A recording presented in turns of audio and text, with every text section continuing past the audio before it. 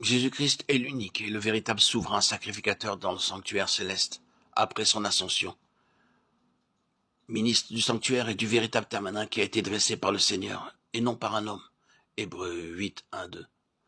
Là, Jésus trace pour nous chaque jour, par son sang, le chemin vers le propitiatoire de son Père. Jean 14, 6, 13. Romains 8, 34.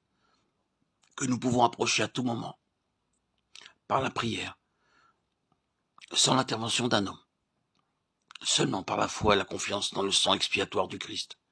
Hébreux 4, 14, 5, 7, 25, Matthieu 6, 6, 15. L'enseignement d'une médiation supplémentaire faite par un homme ou par des saints disparus représente un blasphème de la bête contre Dieu et son tabernacle de réconciliation dans le ciel. Sur Apocalypse 13, 6, cette situation est décrite comme étant une transgression envers le sanctuaire ou l'abomination de la désolation. Je vous invite à voir Daniel 8, 11, 14 et 12, 11. Lorsque nous parlons de la marque de la bête, il ne s'agit pas d'un symbole extérieur qui est imposé à tout homme contre sa volonté. Si l'on ne pouvait pas refuser d'accepter la marque, alors l'avertissement de Dieu disant de ne pas l'accepter aurait aucun sens. Ceux qui refusent d'accepter la marque de la bête, le signe d'autorité ou d'affiliation, sont décrits comme suit. Ceux qui gardent les commandements de Dieu et la foi de Jésus, Apocalypse 14, 12. Ce sont ceux qui ont reçu le sceau de Dieu, Apocalypse 7, 3, 4, 14, 1. Et ils sont victorieux de la marque de la bête, Apocalypse 15, 2, Daniel 3. La marque de la bête comprend la transgression de la loi de Dieu. Je vous invite à lire Jacques 2, 10. Parce que le sceau de Dieu, le signe de son autorité, se trouve dans les 10 commandements. La marque de la bête sera reçue sur le front ou sur la main. Apocalypse 13, 16, 14, 9. Le front symbolise la conscience, la croyance, la connaissance. La main symbolise les actions de l'homme. Garder ou ne pas garder les commandements. Ceci se voit aussi dans Deutéronome 11, 8, 18. Vous êtes invité à lire Deutéronome 13, 1, 6, où il est question de garder tous les commandements. Quiconque comprend les exigences et l'institution du 4e commandement dont Dieu dit qu'il est le signe de son autorité et néanmoins le rejette et honore plutôt ce que Rome a établi comme signe de son autorité, celui-ci accepte le signe d'affiliation à Rome, la marque de la bête. Ce n'est qu'après l'établissement d'une loi nationale du dimanche national, au moment où l'humanité aura à choisir entre garder les commandements de Dieu ou les commandements des hommes, que ceux qui continueront dans la transgression recevront la marque de la bête. Pour les observateurs du dimanche sincère, voici ce qui s'applique.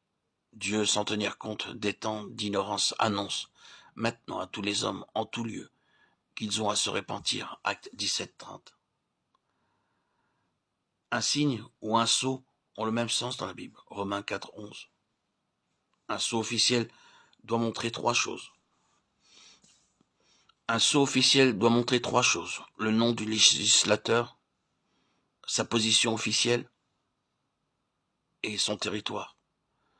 Le sceau de Dieu, son signe éternel de l'alliance, est lié à sa loi et se trouve dans le 4e commandement, Exode 28, 11. Souviens-toi du jour du sabbat pour le sanctifier. Tu travailleras 6 jours et tu feras tout ton ouvrage. Mais le 7e jour est le sabbat de l'Éternel, ton Dieu. Tu ne feras aucun ouvrage, ni toi, ni ton fils, ni ta fille, ni ton serviteur, ni ta servante, ni ton bétail, ni l'étranger qui réside chez toi. Car en 6 jours, l'Éternel a fait le ciel, la terre, la mer et tout ce qui s'y trouve. Et il s'est reposé le 7e jour. C'est pourquoi Dieu a béni le jour du sabbat et l'a sanctifié. Exode 31, 13, 17, 18. Bien que tous les commandements soient d'une importance égale aux yeux de Dieu, Jacques 2, 10, on trouve la marque du sceau de Dieu. Seulement, dans le 4e commandement, le nom de Dieu, l'Éternel ton Dieu, le titre, créateur, et le domaine, le ciel, la terre, la mer, et tout ce qui s'y trouve. La Bible parle du sabbat comme du signe éternel de Dieu. Vous ne manquerez pas d'observer mes sabbats, car ce sera entre moi et vous, et parmi vos descendants, un signe éternel auquel on connaîtra que je suis l'Éternel qui vous sanctifie. Exode 31, 13. Vous pouvez lire les versets 16 et 17. Ézéchiel 20, 12, 20. Jésus dit ceci. Ne croyez pas que je sois venu abolir la loi ou les prophètes. Je suis venu non pour abolir, mais pour accomplir. Car je vous le dis en vérité, tant que le ciel et la terre ne passeront point, Il ne disparaîtra pas de la loi un seul iota ou un seul trait de lettre jusqu'à ce que tout soit arrivé. Matthieu 5, 17, 18. Un jeune homme est venu vers Jésus. Il a demandé, Maître, que dois-je faire de bon pour avoir la vie éternelle? Jésus répondit, si tu veux entrer dans la vie, observe les commandements. Tu ne tueras point, tu ne commettras point d'adultère, tu ne déroberas pas, tu ne diras point de faux témoignages. Matthieu 19, 16, 19. Le sabbat du 7e jour fait partie intégrante de la loi de Dieu, mémorial hebdomadaire de Christ en tant que créateur et rédempteur. Au commencement était la parole était avec Dieu et la parole était Dieu. Toutes choses ont été faites par elle, et la parole a été faite chair, et elle a habité parmi nous, pleine de grâce et de vérité. Jean 1, 3, 14. Comme le repos promis à Israël, à son entrée dans le pays de Canaan, le sabbat est un mémorial du repos de sabbat promis à l'entrée de la Canaan céleste. 2 Pierre 3, 13, Hébreux 11, 10, Apocalypse 21, 2, qui aura lieu au retour de Jésus. Hébreux 3, 10. Deutéronome 4, 1, 2, 1 Corinthiens 10, 11, 13. Après les 6000 ans d'errance dans le désert de l'histoire humaine, depuis la chute de l'homme dans le paradis, si vous entreprenez la tâche d'additionner la période de temps pour chaque génération mentionnée dans la Bible en partant d'Adam, vous obtiendrez un total d'environ 4000 ans jusqu'à l'époque de Christ. Donc, nous pouvons voir clairement que nous sommes à la fin du 6e millénium de l'histoire de l'humanité, comme prédit par Dieu. Concernant le retour du Christ, la Bible dit, devant le Seigneur, un jour est comme 1000 ans, et 1000 ans sont comme un jour, de Pierre 3, 8. Est-ce que vous réalisez maintenant que le Fils de l'homme est proche à la porte? Matthieu 24, 33.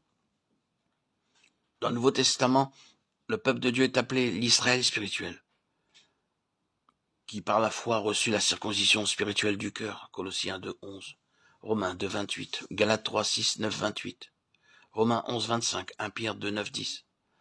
La nouvelle alliance avec Christ fait de chaque personne une nouvelle créature par sa puissance créatrice. Ce fait a été prédit par le prophète Jérémie. Mais voici l'alliance que je ferai avec la maison d'Israël après ces jours-là, dit l'Éternel. Je mettrai ma loi au-dedans d'eux. Je l'écrirai dans leur cœur, et je serai leur Dieu, et ils seront mon peuple. Jérémie 31, 31, 33. Par conséquent, le peuple de Dieu maintiendra toujours sa loi.